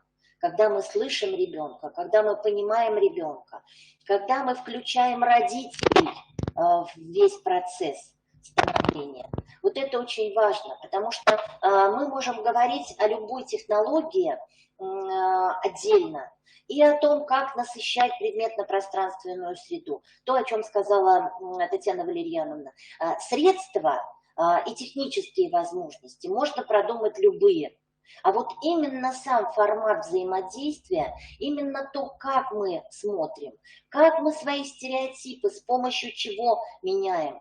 Может быть, вот то, каким путем шли вы, может быть, это даст возможность другому принять это к действию. Может быть, у них пойдет. У кого-то не пошло, у кого-то, может быть, пойдет. Я вот все-таки очень бы хотела, чтобы Наталья Васильевна, Мария Александровна, Наталья Владимировна, учитель, логопед, подключились. Наталья Васильевна, спасибо. Вижу вас. Добрый день, Марина Владимировна и все участники. Рада вас всех приветствовать. Но Натальи Владимировны, к сожалению, у нас нету. Этот учебный год у нас начался без нее. Наталья Владимировна у нас, к сожалению, ушла из нашего детского сада, да. Но если анализировать вот ее работу как учителя логопеда, да, по прошлым годам, то, конечно, все, наверное, кто помнит ее взаимодействие с детьми, ее поддержка детской инициативы, да, ее необычные занятия, и когда она в образовательной деятельности выходила, ну, в свободную деятельность и при этом преследовала свои какие-то логопедические задачи, то это проходило и в группах, и вместе с музыкальными инструментами, с какими-то сказочными героями, с гостями, да, с мышкой Нюшей там. И даже она не оставляла своих воспитанников. И вот в тот период, когда пандемия, когда сидели дома, да, тоже проходили необычно ее вот встречи и логопедические, скажем так, занятия. То есть не в формате логопункта, где учитель приводит своих деток и там с ними занимается. Но, как вы уже и сказали, что вот сложно переломить мышление специалистов, что и как музыкальный руководитель старается подготовить детей к утренникам, к мероприятиям, осенинам, там, новогодним утренникам, потому что на них придут родители, чтобы показать качество своей работы. Это, конечно, направление идет очень так сложновато. Мы, конечно, стараемся как-то перестроить, переосмыслить ее видение, ну, дается это, скажем так, с особым трудом у нас. Вот. Ну и также и инструктор по физической культуре Диля Хамитовна, да. Ну, то есть, понимаете, у людей такое мышление, что они должны научить детей каким-то определенным знаниям и умениям, которые потом на выходе в школу дети будут это знать и уметь. Конечно, занятия это проходит, не сказать, что прям вот построились там шагом марш, это, конечно, и проходит и в игровой деятельности, но в основном вот как-то все так слажено, и то есть зашли уже традиционное занятие, разминка, какие-то свои определенные отработка движения, отработка упражнений, и затем игровая деятельность. То есть вот так. Как это переломить, как это перестроить? Мы, конечно, пытаемся, сказать, что и проводить какие-то мероприятия, знаете, ну, нетрадиционно как-то, вот на улице, с выходом, поддержать детей. То есть вот если сейчас на данный момент в подготовительной группе возник такой проект, то есть у нас как бы проектная деятельность, скажем так, это по видам спорта, разные дети ходят на разные секции, и тут возник вопрос, кто куда ходит, стали делиться впечатлением, вот, и из этого вышли на хоккей. И вот на улице наш инструктор по физической культуре, как бы поддержав детскую инициативу, мы вышли все вот вместе со сказочными героями вот на такой вот хоккейный матч, скажем так, вот поиграли. ну, это проходит очень, скажем, не так уж часто, как хотелось бы. Наталья Васильевна, спасибо большое. Вы не отключайтесь, пожалуйста. У меня просто будут некоторые вопросы, а может быть даже у коллег еще появятся какие-то предложения. Ну, Татьяна Валерьяновна тут спрашивает, почему так происходит, почему не хотят перестраиваться. Понимаете, как бы есть определенная программа детского сада, да, в которой четко прописано, наверное, и свои цели и задачи для инструктора, ну, возьмем сейчас инструктора по физической культуре, да, где четко там, допустим, прописано, что должен знать, уметь и ребенок. Ну вот, может быть, она идет к этому как-то. И вот сложно переломить стереотип, как это занятие будет проходить как-то по-другому. Не знаю, вот пока мы пытаемся, работаем в этом направлении, что-то пробуем, что-то получается, что-то не получается. Ну, по крайней мере, мы пробуем. Вот я просто слежу за тем, как вы выкладываете какие-то эти ролики с мероприятиями. Вот я смотрю, вы сами вместе, коллективом выходили на зарядку. Да? Может быть, какие-то вот общие мероприятия по созданию? Вот у нас хорошо получается общие мероприятия, дни здоровья, там, да, какое-то взаимодействие с родителями, когда мы поддерживаем инициативу, мы выходим на улицу, мы проводим в сквере, вот по осени у нас было, но это вот в рамках заседания клуба вместе с мамой, как бы, мы собрали родителей, мы собрали детей, мы вышли на улицу, инструктор по физической культуре, ну, как бы провела там интересную зарядку, спортивные соревнования. Дальше это у нас все перетекло в чаепитие, призы, в общем, вот такие-то мероприятия всевозможные у нас проходят. Интересно, конечно, необычно. Но вот чтобы сами занятия вот с детками как-то, но они не всегда так проходят. Я имела в виду, наверное, я просто не поняла. Я думала, что у вас эта зарядка была внутри коллектива, не с родителями, а именно сотрудники. Именно Нет, и это у нас тоже проходит, да, тоже конечно, и такая была, да, зарядка, и для сотрудников у нас проходят и зарядки, и степ-аэробики, и всевозможные там, ну, очень много всего. Просто вот мне кажется, вот опять-таки это из опыта уже такой вот кадровой работы, может быть, стоит не планировать, ведь я знаю, что вы очень хороши всегда в том, чтобы сначала четко все пропланировать и по плану все это построить, и все это по плану сделать. А может быть, стоит вот спонтанно собраться, спонтанно предложить каждому какой-то вариант участия и провести это вот исключительно от желания, от возможностей каждого. То есть постепенно дать возможность каждому участнику вот данного действия быть увиденным, услышанным и свой собственный интерес привнести вот в какое-то действие, в какое-то мероприятие. Может быть, это как-то будет постепенно приближать их к другой форме. Может быть, вот вы очень четко и жестко планируете, что всем кажется, что это вот панацея, что это вот самое главное. Вот если я этот план не выдержу, если я этот план не внедрю в жизнь с детьми, если я эти основные движения в поурочной форме не проведу, то, значит, все сломается. Вот, может быть, стоит показать, что если даже не проведет вот этот урок в той форме, в какой запланирован, может, ведь ничего же не произойдет. Ребенок будет также улыбаться, ребенок будет также веселиться, также играть с мячом. Вот, может быть, таким образом, в музыкальном плане то же самое. Если вот мы не будем придерживаться той структуры, а пойдем на поводу детской инициативе. Дети пришли, и мы с ними играем. Марина Владимировна, я с вами полностью согласна. Я бы, вот, например, вот если взять, мне все-таки кажется, это зависит от личных качеств человека.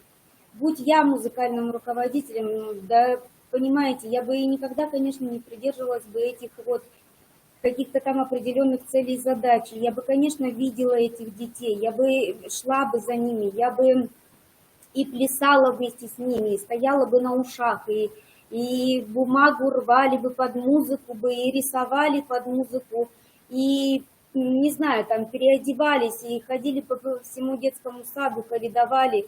Если бы я была бы инструктором по физической культуре, конечно бы я бы и не маршировала, и все. В большей степени, говорю о наболевшем, в большей степени, наверное, здесь зависит все-таки все от человеческих качеств, каких-то человека, вот его от профессиональной деятельности, может быть, ну, переломить себя, встать на уровень детей, стать ребенком, быть вместе с ребенком, ну, не знаю, стать другом ему, ну, вот как-то так, но пока это сложновато для них. Наталья Васильевна, у меня тогда еще один вопрос. Скажите, пожалуйста, а Мария Александровна еще работает? Нет, ее тоже нету, она, к сожалению, уехала, да, она поменяла место жительства и тоже уехала. В этом году к нам пришел новый учитель-логопед, он же педагог-психолог на полставки, поэтому пока мы ее только подключаем, нашу деятельность, как бы, вот как-то так. Я думаю, что вам надо найти хорошего педагога-психолога без совмещения. И вот с помощью педагога-психолога выстраивать сначала вот взаимодействие внутри коллектива, ну и, естественно, вот постепенно все придут к пониманию, именно к этому пониманию. Ну, мы стараемся, наша вакансия открыта, как бы всех призываем, кто хочет работать педагогом-психологом, конечно, приходите. Но, понимаете, очень сложно найти кадры, вот как Елена Сергеевна, допустим, да, вот таких вот неравнодушных, болеющих, то есть проживающих этой жизнью, вот, вместе с детьми, вместе с педагогами, то есть где-то что-то искать новое, там, воплощать вместе с детьми. Ну, то есть интересно проживать жизнь.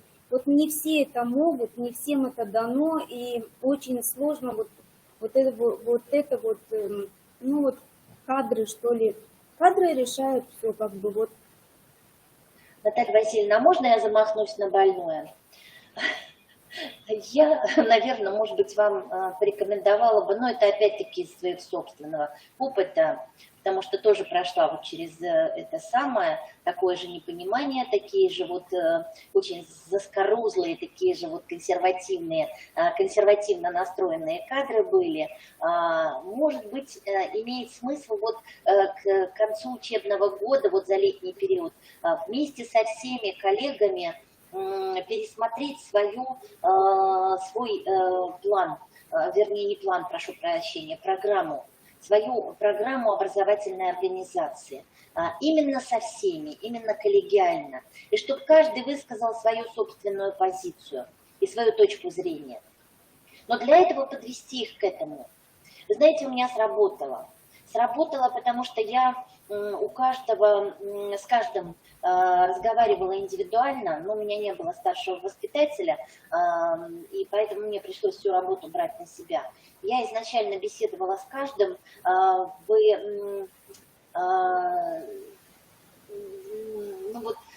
все время у каждого смотрела и с каждым разговаривала и узнавала хобби, интерес, вот сильные стороны мне были понятны, а вот интерес не всегда он проявлялся наружу. И вот на этом я выстраивала. Мы делали взаимные какие-то общие мероприятия, какие-то общие встречи, и потом мы встречались все не группой писали, а именно все. Вот было 2 или 3 встречи, когда мы четко обговаривали. Когда мы обговаривали и формы, и методы, и взаимодействие. Вот буквально все, что мы вкладывали в само содержание программы. Видение свое, свои собственные потенциалы и интересы, ресурсы. Вот, и все содержание совсем по-другому заиграло. И, возможно, тогда и видение специалистов уже поменялось бы. Вот попробуйте, может быть, это сработает.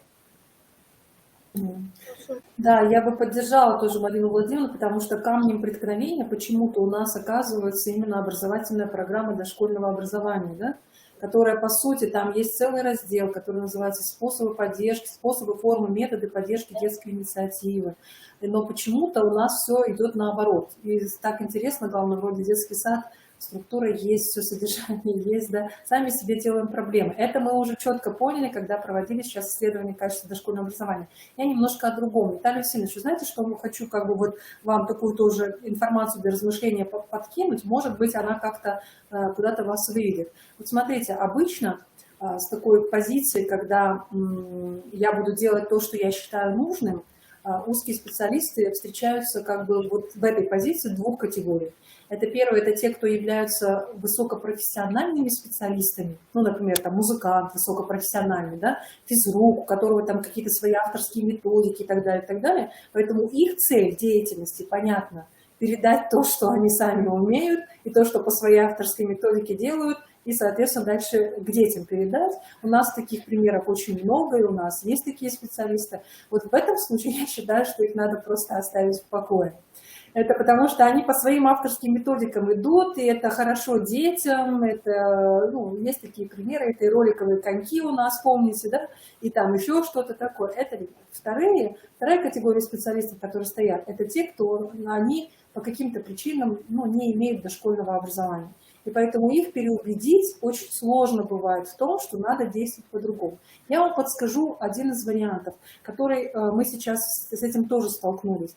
У нас, потому что по инструментарию, ну пусть шкала МКДО, какой бы вы ни выбрали инструментарий, ну, например, в шкалах по МКДО, вот то, о чем вы говорите, тот формат проведения занятий, это только второй уровень качества.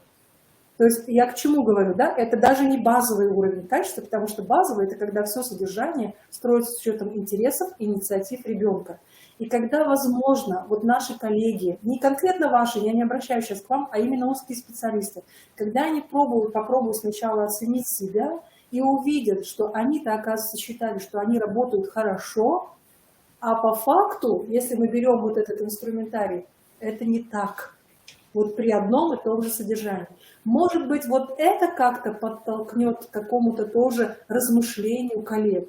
Но здесь надо запускать тогда оценку качества по всему детскому саду, чтобы не выпячивать только отдельных узких специалистов. Но это очень низкий уровень, я вам сразу говорю. Если вот... Поэтому это как вариант такой. Вот два варианта мы вам предложили, когда либо все договариваемся, обговариваем, делаем все вместе, а второй, чтобы человек просто посмотрел на свою деятельность не со своей позиции, да, а именно с позиции ребенка. А это даже по вот инструментам современным, это очень низкий уровень качества. Ну вот я как бы вот такая идея у меня, не знаю, посмотрим, подумаем, да? Ну, в любом случае, да, мы будем что-то пробовать, мы будем как-то искать пути решения, потому что, конечно, все-таки, ну, я, например, мое мнение, да, ну и наше все, это поддержка детской инициативы, идти от ребенка, от его желаний, потребностей, то есть это главное, это то, что должно быть, а не так, что педагог сказал и ребенок делает. Наталья Васильевна, вот третий рычаг, это как управленца, уже вам скажу, наверное, в первую очередь нужно выстраивать взаимодействие вот у вас внутри управленческой вашей команды на общее видение.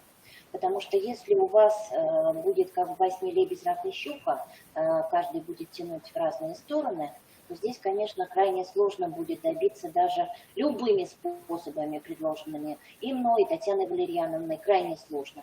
Вам нужно договориться на берегу внутри управленческого аппарата. Что вы хотите? А здесь вот самое главное, с чего я начала, это как раз тот инструментарий и то качество, которое вы в конечном итоге должны будете предъявить как экспертиза, понимаете? В любом случае, от чего бы вы ни отталкивались, это все в руках управленцев. И если управленцы смотрят в разные стороны, то ничего хорошего в коллективе у вас не создается и не создастся, потому что у вас внутри нет единства. Я думаю, что вам надо вот внутри как-то между собой сесть и понимать, что если вы, и я точно понимаю, знаю, что Галина Анатольевна, она стремится к тому, чтобы учреждение всегда занимало достойные позиции, и вы все время ратуете за то, чтобы учреждение всегда было на том хорошем, качественном уровне. Вот это единое целое, к которому вы должны прийти, но согласовав формы и методы. Потому что, правильно вот Татьяна Валерьяновна вам указала, вот эти 5 уровней и стремление к базовому уровню, как, ну, скажем, норма, некая норма, да, 3-й уровень, вы до него не дотягиваете. А значит, статус вашего учреждения не будет нормой, он будет ниже нормы. Значит, это уже статус, уже не статусность, да, по качеству. Поэтому вот здесь вот попробуйте вместе сесть, договориться и, может быть, принять какое-то общее коллегиальное решение, ну, стратегии. Как идти дальше? Может быть, попробовать через программу, через детей. Но вот программа, вот на своем личном опыте вам скажу, это был тот толчок, тот взрыв, как раз каждого, когда каждый мог через свой интерес, каждый педагог и каждый участник, через свой собственный интерес внести свою собственную идею. Идею по формам, по методам, по содержанию. То есть вот то, что он хотел бы видеть, то, что интересно. А если вы еще и привлечете качество, а к качеству у вас привязано будет еще и стимулирующие выплаты, и эффективность, за которую вы получаете определенное количество денег. Вот здесь я думаю, что этот рычаг вам поможет. Поэтому я желаю вам в этом году, чтобы у вас все было замечательно. Я думаю, что в вашей команде будет единомыслие, единообразие вот именно тех идей. Галине Анатольевне передавайте огромный привет от меня. Я думаю, что вы добьетесь сначала уровня 3-го базового по экспертизе, но к этому нужно идти. И начинать уже было вчера эти походы и эти шаги. Но у вас еще есть время. Если вы еще пока не в экспертизе, то я думаю, что у вас еще есть возможность начинать выстраивать вот именно эту дорожку, эту тропиночку именно к норме, к статусности, к качеству. А это ребенок. Это в первую очередь ваша жизнь, это жизнь, переплетенная жизнью ребенка, это видение его глазами, это выстраивание содержания под ребенка. То есть вот и ищите, пожалуйста, специалистов, не просто выдергивая их оттуда, а не жалейте времени, не жалейте, если у вас уже есть вот брешь, которая закрыта, ну, пускай пока вот хотя бы так, да, то ищите педагога-психолога, понимающего, знающего, пускай пока неопытного, но вы уже знаете, куда его направить. Я желаю вам удачи, Наталья Васильевна, чтобы у вас все было хорошо. Спасибо вам большое. Спасибо. Коллеги, ну вот я приглашаю, наверное, к разговору еще нашу Печору. Очень бы хотела услышать Ирину Владимировну, Ирину Станиславовну, кто-то из Печоры. Девочки, подключитесь, пожалуйста. Может быть, все-таки получится у Людмилы Юрьевны подключиться, либо у кого-то. Очень бы хотелось поговорить, потому что у нас уже встреча скоро будет подходить к концу, а мы хотим, я бы хотела еще обсудить и на перспективу какие-то вопросы и закрыть именно вот это понимание. Все-таки именно роль во взаимодействии еще и индивидуально с ребенком. Мы понимаем, что есть индивидуальная работа, но вот включение специалиста в создание индивидуального образовательного маршрута – это еще одна возможность, которая в руках наших специалистов. У нас 5 областей. Как правило, мы, естественно, по нашему инструментарию из наблюдения, по мониторинговым вот этим задачам, по картам развития, мы, безусловно, выявляем задачи, стоящие перед ребенком, и работаем. Не всегда задачи познавательные. Есть задачи физического развития, речевого развития, есть задачи художественно-эстетического. То есть вот все задачи, они почему-то легли на плечи по выработке стратегии исключительно на педагога, исключительно на воспитателя. Почему? Вопрос. Почему нет после мониторинговых исследований или после ряда наблюдений, куда не включаются опять-таки наши узкие специалисты, почему вот эта стратегия не разрабатывается совместно? Почему тот потенциал, те возможности, которыми обладают вот эти узкие специалисты в этой задаче, в этой области, почему они не предлагают свои варианты взаимодействия? Почему индивидуально не подходят к решению данной проблемы? Еще один вариант – это это индивидуальные проекты. Тот проект, который может развить сам ребенок. И этот проект может быть тоже в разной области. Кто-то хочет знать о космосе, а кто-то хочет знать, он побывал первый раз где-то на концерте классической музыки или на каком-то спектакле, и ему очень многие моменты непонятны. Вот у нас тоже был такой случай, девочка первый раз в 6 лет посетила балет. Она понять не могла, она очень долго пыталась встать на пальчики, и она не понимала, как же так можно танцевать, когда это очень больно. И вот здесь как раз приходят те моменты, когда не только воспитатель может объяснить какие-то моменты, когда вот этот проект и вот этот интерес, заявленный ребенком, может провести специалист, может протянуть вот эту руку помощи и именно как раз решить какие-то еще задачи, которые стоят непосредственно в его программе по движениям, по слушанию, по формированию определенных навыков. Коллеги, вот настолько расширенный спектр возможностей включения узких специалистов именно в деятельность группы, в деятельность всего детского сада. А ведь вот я не случайно у Елены Сергеевны сегодня спросила по поводу встреч.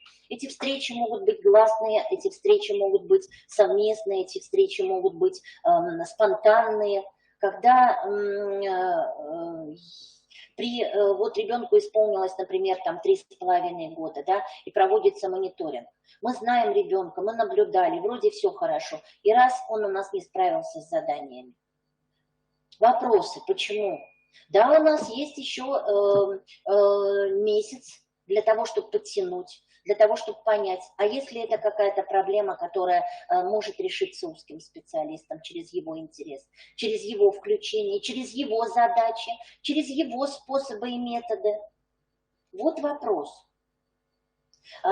Опять-таки, когда мы говорим про инструментарий, вспомните, это наша самая первая встреча. Когда я вам рассказывала про инструментарий наблюдения, когда мы выходили с вами на мониторинговые вот эти исследования именно развития ребенка, мы говорили о том, насколько мы можем ошибаться в выявлении задачи.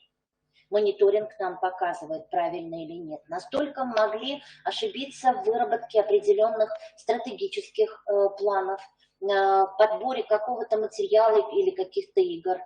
Опять-таки, у нас почему-то вот к этому ко всему только педагог-психолог именно вот имеет доступ. Почему? Вопрос.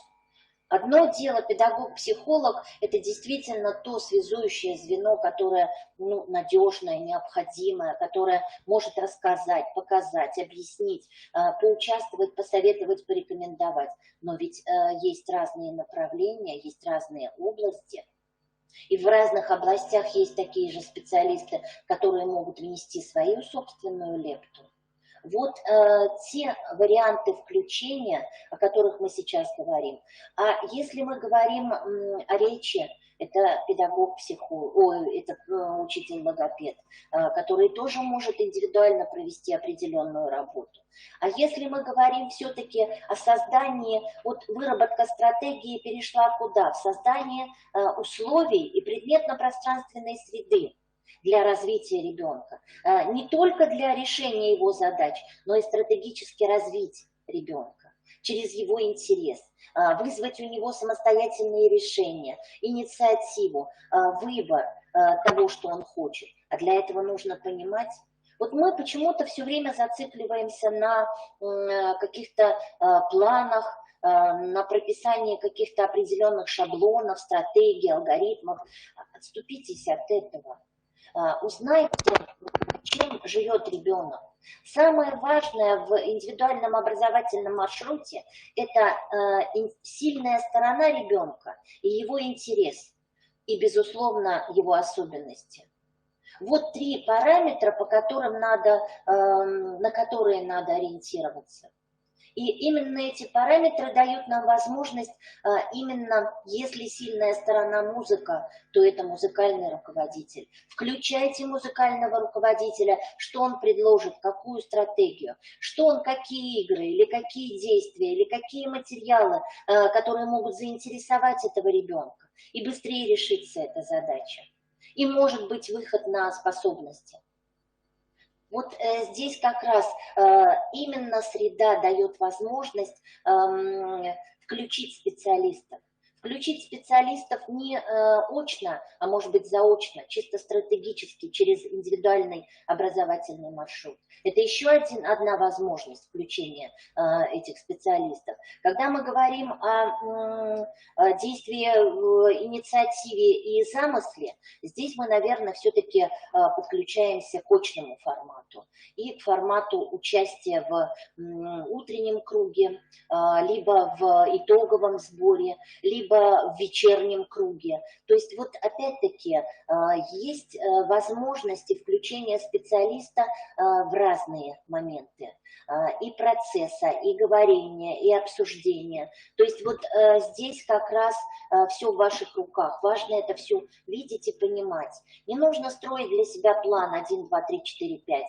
Нужно просто прийти и вот просто погрузиться в среду детей. Вот как это рассказывала Елена Сергеевна. Очень показательно, очень интересно. И мы видим все время вот эту подборку из детского сада как раз Усинска, когда мы понимаем, что вот дети проживают, и специалисты узкие проживают, и воспитатели, и все сотрудники детского сада именно как раз на поддержание этого интереса и инициативы. Ведь что такое инициатива? Инициатива – это та же самая активность, но она не привязана к каким-то определенным даже материалам или каким-то определенным действиям и условиям. Это спонтанный взрыв той активности, которая здесь и сейчас зажигает ребенка, дает ему стимул к действию, дает ему возможность придумать, вообразить, зажечь, организовать и двигаться к результату, к получению эмоционального благополучия. Вот что важно. И здесь я думаю, что каждый, наверное, может понять роль специалиста. Если меня сейчас слушают специалисты, то думаю, что каждый сделает как-то в свою сторону какой-то определенный вывод. Ну и еще одна возможность, о которой я бы хотела поговорить, это как раз та возможность взаимодействия с педагогами групп, именно с командами, как раз именно по качественному построению вот самого процесса.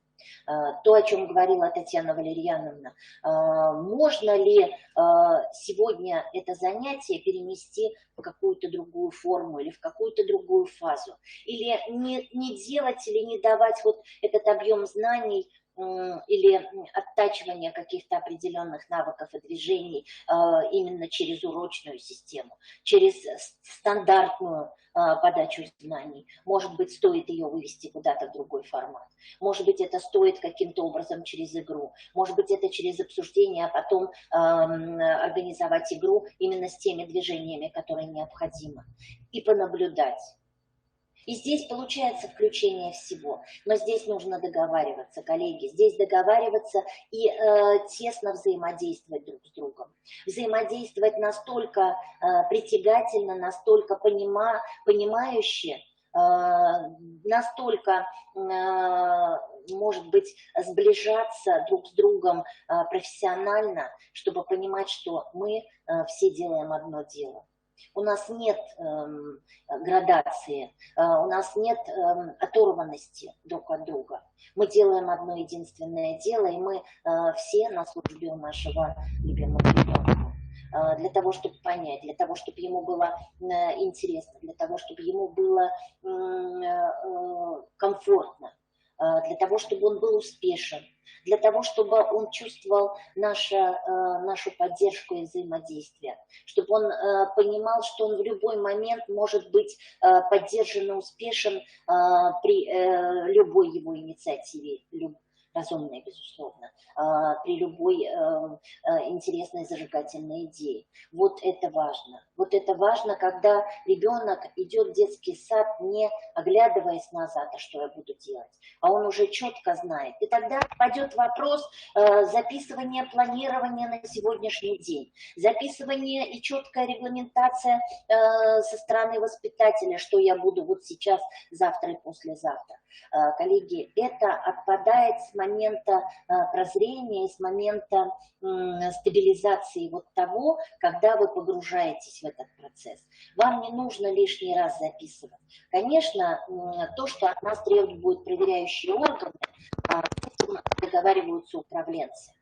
Здесь нужно разрабатывать на берегу и утверждать на установочном педсовете в конце августа, какие формы контроля, какие формы планирования вы избираете. И это ваше право, это право любой образовательной организации. Это тот локальный документ, который не имеет права ни проверять, ни корректировать проверяющий орган. Это ваше право. Это право самой организации регламентировать свою собственную деятельность, не нарушая всех тех требований, которые предъявляются со стороны федеральных органов. А самое основное право, самый такой наш регламентирующий документ – это федеральный государственный образовательный стандарт. И вы это прекрасно понимаете. А он нам говорит именно за понимание ребенка. Вот именно понимание ребенка, именно образ ребенка для нас является главным. А после этого уже вот из новых компетенций это именно качество, понимание качества образования среды, качество всей работы образовательной организации. Вот все, что я хотела сегодня до вас донести. И я надеюсь, что на сегодняшний момент у каждого, наверное, в голове все-таки должна возникнуть мысль о том, какие формы можно поменять у себя, как можно по-другому выстроить взаимодействие, как можно по-другому провести занятия, как можно увидеть каждого, даже если их 30 и больше, как можно зажечь, как можно вклиниться к ребенку, чтобы он тебе доверял и получил между тем свое эмоциональное благополучие, чтобы он несся к вам со всех ног, если ему нужна помощь. Или если у него вдруг возникла какая-то идея для поддержки этой идеи. Ну, в общем-то, и все, Татьяна Валерьяновна, спасибо. Да, нет, я согласна, солидарна с вами полностью, Марина Владимировна, о том, что как бы то, о чем вы говорили, это действительно очень важно. И еще, может быть, в дополнении или в развитии вот вашей мысли, здесь как бы все очень ведь просто, коллеги. Если мы понимаем, что мы в детском саду, вы в детском саду, все взрослые, все специалисты работают для того, чтобы было хорошо детям, то есть вот есть ребенок, и все взрослые именно для этого ребенка. И ребенок сейчас, вот вы вернетесь там в группу, вы сейчас посмотрите, ребенок конкретный, Маша, Ваня, Саша, вот чем мы все, чем вы ему можете помочь? Может быть, стоит ввести какие-то традиции, когда с воспитателями групп узкие специалисты, вот как Марина Владимировна говорила, будут обсуждать вот именно по тому, чем они могут помочь раз в неделю, раз в день ли они будут собираться, да? Но чем помочь, это такая формулировка, она не очень правильная, то есть что можно сделать для того, чтобы, например, вот у этого ребенка, куда мы его можем подтолкнуть? Не знаю, способности какие-то заметили, значит, чем мы можем ему помочь? Какие-то дефициты в формировании качеств, там, доброжелательность, соучастие и так далее, так далее. Чем мы можем ему помочь? То есть вот здесь надо смотреть, может быть, какие-то традиции вы введете, когда вы будете обговаривать, вместе все собираться. Не знаю, смотрите, может быть, по детям группы будете, не знаю. Но мне кажется, это такие моменты хорошее. Поэтому, Марина Владимировна, к сожалению, да, наше время заканчивается, поэтому мое предложение только одно.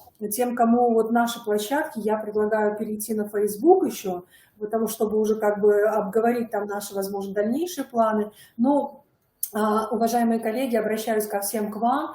Давайте мы сейчас как бы с коллегами решим, будем ли мы проводить еще отдельный семинар по игре, как я вам уже говорила, да, что мы будем делать дальше. И потом мы уже либо пригласим вас еще на одну встречу, либо, не знаю, посмотрим, как подумаем, как будем действовать. Но мы сейчас просто должны уже выходить из эфира. Поэтому, Марина Владимировна, вам спасибо огромное за то, что вот как бы в эту тему развили, все акценты очень правильно поставили. И самое правильное вы тоже сказали, если нет понимания между руководителем и педагогическим коллективом, ну вот хоть что бы мы ни делали, но это понимание быть должно, потому что детский сад носит статус инновационной площадки. Вот по-другому быть просто не может на сегодняшний день, да? Вот, поэтому мы, наверное, всех благодарим, Марина Владимировна. Я сразу вас приглашаю на Facebook сейчас. Поэтому, уважаемые коллеги, всего доброго. Надеюсь, что вы много ценных вещей для себя услышали. Вы будете думать, вы будете размышлять, вы будете действовать так, как в интересах ребенка. Наверное, я бы так сказала, да? Поэтому мы с вами прощаемся. Марина Владимировна, прощаемся, но мы переходим на Facebook. Поэтому, Мария Степановна, да, очень хотелось вас услышать. Понимаем, что проблемы со связью, но, тем не менее, уверены, что вы-то уж как грамотный воспитатель всегда только на стороне каждого из ваших детей. Поэтому всем спасибо. Всем всего доброго. Мария Владимировна, на Facebook переходим. До свидания, коллеги. До новых встреч, я надеюсь. Поэтому всегда рады, всегда следите за нашими новостями в нашей группе на Facebook. Всего доброго, до свидания. Инновационной площадки на Facebook. Все. Выходим из эфира, Марина Владимировна. Да, да, всего доброго. До свидания. До свидания.